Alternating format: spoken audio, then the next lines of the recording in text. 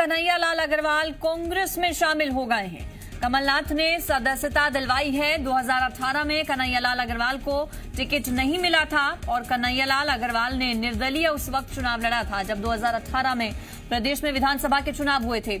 उस वक्त से नाराजगी चली आ रही थी और आज आखिरकार कांग्रेस का दामन थाम लिया है। कमलनाथ की ओर से, पूर्व मुख्यमंत्री की ओर से कांग्रेस पार्टी की सदस्यता दिलवाई गई है कन्हैया लाल अग्रवाल को। तो भोपाल से ये बड़ी खबर दे रहे हैं आपको। दरअसल 26 सीटों पर उपचुनाव होने वाला है। हालांकि तारीखों का ऐलान नहीं हुआ है, लेकिन जरूर उससे पहले दल बदल की राजनीति चरम पर है। प्रदेश में रूठने मनाने का सिलसिला देखा जा सकता है। तैयारियों में अभी से राजनीतिक दल जुड़े हैं और ऐसे में जो नेता हैं वो भी उसी पार्टी की ओर रुख कर रहे हैं जहां से उन्हें लगता है कि आगे उम्मीद हो सकती है। सोने से बिकाऊ विधायक है क्या? मध्य प्रदेश का नाम इन्होंने मिट्टी पर लिखा। और चुनाव क्योंकि सौदा हो गया, निधन नहीं हुआ, उपचुनाव की सौदा हो गया। क्या मध्य प्रदेश को ये शोभा देता है? ये आज प्रश्न हमारे सामने।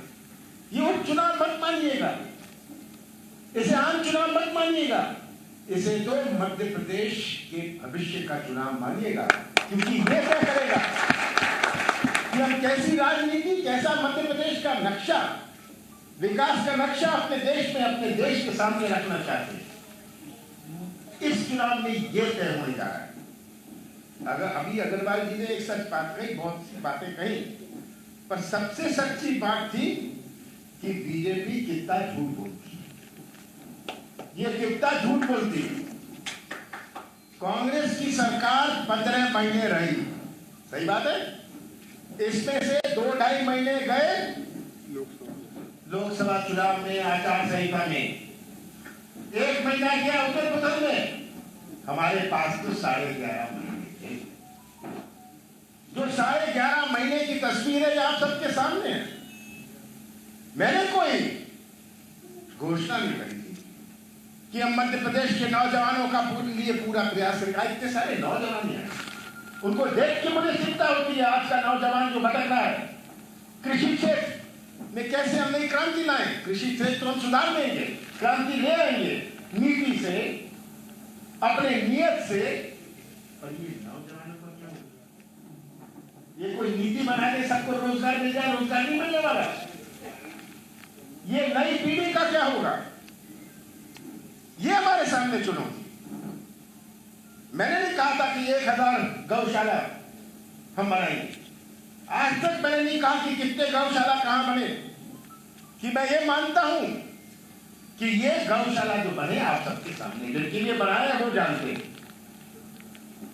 ये प्रचार प्रसार, मीडिया की राजनीति, ये झूठ और घोषणा की राजनीति से आप मध्य प्रदेश का कैसा भविष्य सुरक्षित रख सकते हैं? ये आज हमारे सामने प्रश्न। ये उपचुनाव का महत्व आपको समझना, इन नौजवानों के भविष्य इस चुनाव पर निर्भर है। हम कैसा मध्य प्रदेश बनाना चाहते हैं भविष्य में, हम कैसे मध्य प्रदेश का निर्माण करना चाहते हैं। शिवराज जी बड़ी लंबी चौड़ी बातें करते हैं। मोदी जी ने तो कहा 20 लाख करोड़ रुपए मैं कोविड की सहायता के लिए दे रहा हूं। यह कोई है जिसको 10,000 रुपए भी मिले? 20 लाख करोड़, आपने सुना था ना? 20 लाख करोड़ रुपए। शिवराज कहते हैं जो भी मजदूर आए हैं, जो भी मजदूर आए हैं उनको भत्ता मिलेगा। कुछ तो नाम बता दें। हमने जब कर्जा माफ किया, 26 लाख किसानों का कर्जा माफ किया। एक किसान का टेलीफोन नंबर, एक किसान का नाम और गांव मेरे पास है। सबका नहीं हुआ, मैं मानता हूं। हमने शुरुआत करी थी 31 मार्च तक उसका दूसरा किस्त होना था और 1 जून से तीसरा किस्त। पर 26 लाख का तो हुआ। हम पूरा करते, अपनी सरकार बनेगी, हम पूरा करेंगे। ये हमारा वचन है कि हम किसानों की आर्थिक मजबूती चाहते हैं।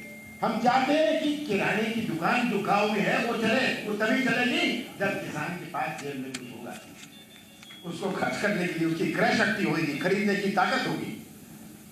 तो किसान से केवल किसान नहीं जुड़ा, उसका परिवार नहीं जुड़ा, वो तो जुड़ा ही है, पर किराने की दुकान भी जुड़ी। ये बाजार भी जो है आपके भमोड़ी का बाजार, ये भोपाल से कोई नहीं जाता, ग्वालियर से कोई नहीं जाता, ये तो किसान जो जाता है वही आपके भमोड़ी का बाजार चलता है। तो जब तक किसान के पास क्रय शक्ति है, खरीदने की ताकत ना हो, हमारी अर्थव्यवस्था कभी मजबूत नहीं हो सकती।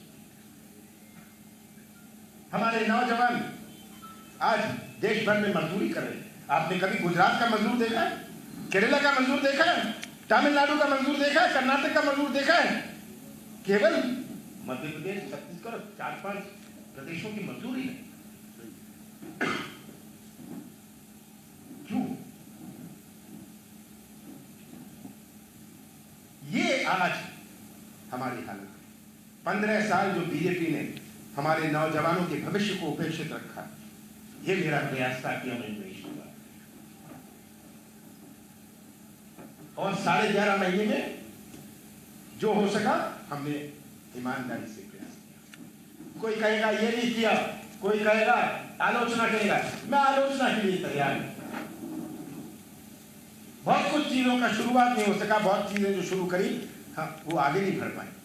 11.5 महीने में होता क्या? 15 साल बाद कांग्रेस की सरकार बनी। जो IAS IPS ऑफिसर 15 साल पहले बना था, उसने तो केवल बीजेपी देखी थी। प्रशासन केवल एक तरीका जानता था, ये सच्चाई है। तो आज केवल भमोड़ी के नहीं, पर मैं मध्य प्रदेश के हर मतदाता पर मुझे विश्वास है। बोला बाला है, शरीफ है, सीधा साधा है और समझदार है, आपसे ज्यादा समझदार है। उनको आप नहीं सिखा सकते, चुप रहेगा, राजनीति से उसे कोई मतलब नहीं, राजनीति से कोई मतलब नहीं, पर समझना है। और मुझे पूरे विश्वास है कि आगे आने वाले समय में हम मध्य प्रदेश का एक नया नक्शा बनाएंगे। मध्य प्रदेश के मतदाता मध्य प्रदेश के भविष्य को सुरक्षित रखेंगे, अपने भविष्य को सुरक्षित रखेंगे। और सबसे बड़ी चीज, सच्चाई का साथ देंगे, सच्चाई का साथ देंगे। जैसे आप सब जो आए हैं, जैसे आप सब आए हैं, आप सच्चाई आपको एक दिखी है, जो तस्वीर आपने देखी है वो आपको खींची है। और मुझे विश्वास है भमोड़ी में नहीं, पूरे गुना अशोकनगर में एक सबक सिखाएंगे कि हम प्रजातंत्र और संविधान की कदर करें। संविधान नहीं बना था, हमारे पूज्य डॉक्टर अंबेडकर साहब, बाबा साहब ने ये कभी नहीं सोचा था कि ऐसा समय भी आएगा अपने देश में जहां सौदे से सरकार बन जाएगी, जहां खरीदने से सरकार बन जाएगी। अगर उन्होंने इतने स्वप्न थे हमारे स्वतंत्र संग्राम सेनानियों के, हमारी पहली लोकसभा ने जिसने हमारा संविधान बनाया, उनको ऐसी होश नहीं थी कि अपने देश में भी ऐसा हो सकता है। हम उनका सम्मान करेंगे और अपने मध्य प्रदेश का झंडा, हमारे कांग्रेस का झंडा फिर से मध्य प्रदेश की विधानसभा में लहराएगा। आप सबका जय।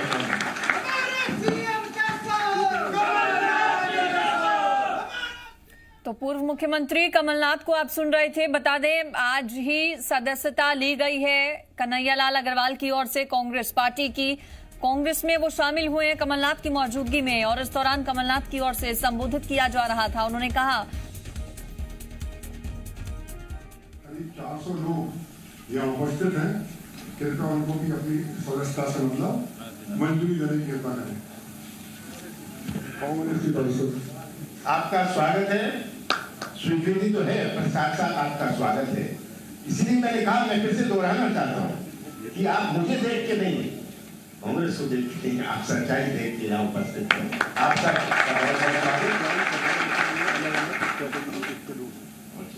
मंडल अध्यक्ष से करीब 8, जनपद सदस्य 5।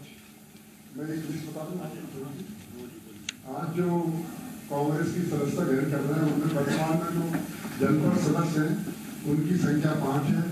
जिला पंचायत की सदस्य जो वर्तमान में है उनकी 2 है।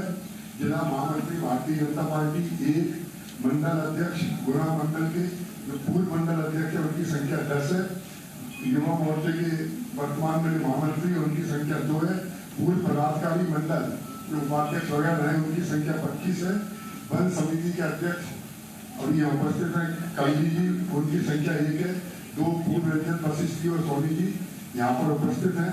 पूर्व बीजेपी किसान मोर्चे के पदाधिकारियों की संख्या 25 है।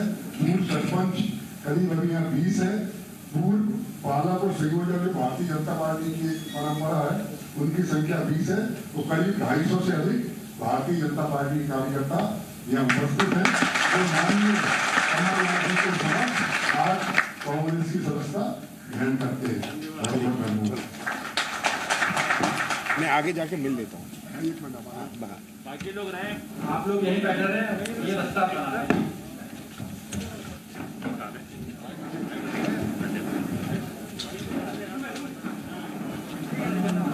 छोड़कर शामिल हो गए हैं कांग्रेस पार्टी में। 2018 में जब विधानसभा के चुनाव हुए थे उस वक्त बागी हुए थे बीजेपी से, चूंकि बीजेपी की ओर से टिकट नहीं दिया गया था। टिकट न मिलने से नाराज वो चल रहे थे लगातार, तभी से निर्दलीय उन्होंने चुनाव लड़ा था 2018 में और अब शामिल हो गए हैं कांग्रेस पार्टी में। और मेरे साथ फोन लाइन पर जुड़ गए हैं राजपाल सिसोदिया। बहुत स्वागत सर आपका जी मीडिया पर। कैसे देखते हैं सर आपका रिएक्शन इस पर? कांग्रेस पार्टी में शामिल हो गए हैं कन्हैया लाल अग्रवाल आज। ये इस घटना ने इस बात को साबित करा है जो हमारे नेता और हम लोग बोलते आ रहे हैं। हम शुरू दिन से ये बात कह रहे हैं कि जो 26 सीटों पे जो उपचुनाव होने वाले हैं यहाँ पर कांग्रेस के पास उम्मीदवार नहीं है। उम्मीदवार का टोटा है। कांग्रेस के तरफ से कोई लड़ने को तैयार नहीं है। इसीलिए वो भारतीय जनता पार्टी में जो नाराज या असंतुष्ट कोई दिखते हैं तो उनकी तरफ वो बात करने का काम करते हैं, चाहे प्रेमचंद गुड्डू को ले जाने की बात हो सांवेर, चाहे अब ये बमोरी की घटना हो। हमारी इस बात की प्रामाणिकता हो रही है इस प्रकार की घटनाओं से कि कांग्रेस के पास उनके निष्ठावान लोग इन सीटों पर चुनाव लड़ने के बचे हैं। इन उपचुनाव को जीतने की बात कर रही है, उनके पास लड़ाने के लिए लोग नहीं है, वे भी उधार के लोग वो लेकर जा रहे हैं। ठीक है राजपाल सिसोदिया जी, आप बने रहिए मेरे साथ। कांग्रेस पार्टी से प्रवक्ता के मिश्रा जुड़ गए हैं फोन लाइन पर। स्वागत है आपका के मिश्रा जी मीडिया पर। बीजेपी से मेरे साथ राजपाल सिसोदिया है। वो कह रहे हैं कि 26 सीटों पर जो उपचुनाव है आपके पास कैंडिडेट्स नहीं है, यही वजह कि आप शामिल करवा रहे हैं लोगों को। देखिए, मैं राजपाल सिसोदिया जी को उनके विचारों के अतिरेक के लिए धन्यवाद और बधाई देना चाहूंगा कि वो ऐसा ही वैचारिक अतिरेक बनाए रखें। जब परिणाम आएंगे तब उन्हें मालूम पड़ जाएगा। उन्हें लोगों को खरीदना पड़ रहा है और हमसे लोग खुद जुड़ रहे हैं। और राजपाल जी सिसोदिया कन्हैया लाल अग्रवाल साहब की कार्यशैली को जानते होंगे। जब पूर्ववर्ती शिवराज सरकार का पूरा मंत्रिमंडल आकंठ भ्रष्टाचार में डूबा था तब कन्हैया लाल अग्रवाल साहब जीएडी मिनिस्टर थे और उनकी गिनती एक बहुत ही ईमानदार मंत्रियों में शुमार होती थी। और जब हम सारे मंत्रियों के पीछे अपने सोर्स लगाकर रखते थे, उनकी फाइलें इकट्ठी करते थे, तब मैं खुद उसमें शामिल था। मगर कन्हैया लाल जी अग्रवाल के खिलाफ हमें एक पेपर भी ऐसा नहीं मिला जिसमें उन्हें भ्रष्टाचार के कारण हम उन्हें घेर पाते।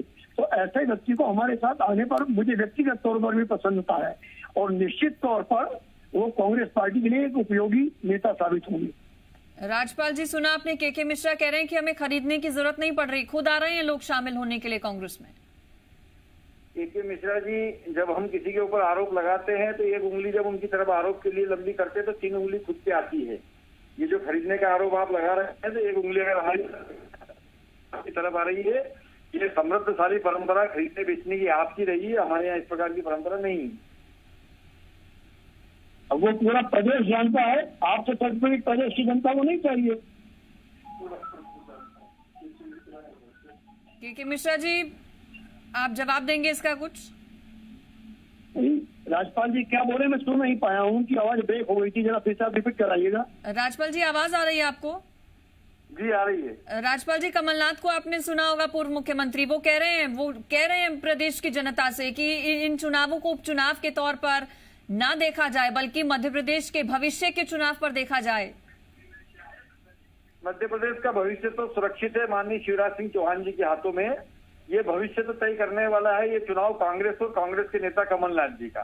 वास्तविक में क्या है कि प्राकृतिक का न्याय सिद्धांत भी यही है। प्राकृतिक न्याय सिद्धांत की एक बर्डन ऑफ प्रूफ जो रहता है, साक्ष्य का भार, वो आरोप लगाने वाले पे होते हैं। अगर के मिश्रा जी या कमलनाथ जी इस बात का आरोप लगाते हैं बिकने का और खरीदने का, तो इसको साक्ष्य का भार भी उनके होने के नाते साबित भी उनको करना पड़ेगा, और वो साबित करने में असफल है। के मिश्रा जी, इसका जवाब सर। देखिए ना, मैं भी अपने ही चैनल पर देख रहा था कि कोरोना को लेकर उपचुनाव में मध्य प्रदेश की सरकार पर 50 करोड़ से अधिक का वित्तीय भार पड़ेगा। राज्यपाल जी बता दीजिए कि हर सप्ताह लोन लेने वाली सरकार यदि 50 करोड़ रुपया अतिरिक्त चुनाव में खर्चा होगा, तो ये चुनाव की नौबत आने का श्रेय किसको है? ये अतिरिक्त खर्चा करने का श्रेय किसको है? सरकार गिराने का श्रेय किसको है? विधायक खरीदने का श्रेय किसको है? इस बात पर भी गौर करें कि एक गरीब प्रदेश में जहां आप स्वास्थ्य सुविधाएं उपलब्ध नहीं करवा पा रहे हैं, शिक्षा के लिए सुविधाएं उपलब्ध नहीं कर पा रहे हैं, वहां अतिरिक्त भार देने का मध्य प्रदेश की जनता को किसका जिम्मेदारी है? कौन जिम्मेदार है? 5 साल के लिए सरकार चुनी थी, सरकार गिराने की नौबत क्यों पड़ी आपको? ठीक है सर, आप दोनों का बहुत शुक्रिया। आप दल बदल की राजनीति तो देखने को मिलेगी ही आगे आने वाले दिनों में, चूंकि 26 सीटों पर उपचुनाव होने वाले हैं। आपका शुक्रिया दोनों का जुड़ने के लिए और बातचीत के लिए।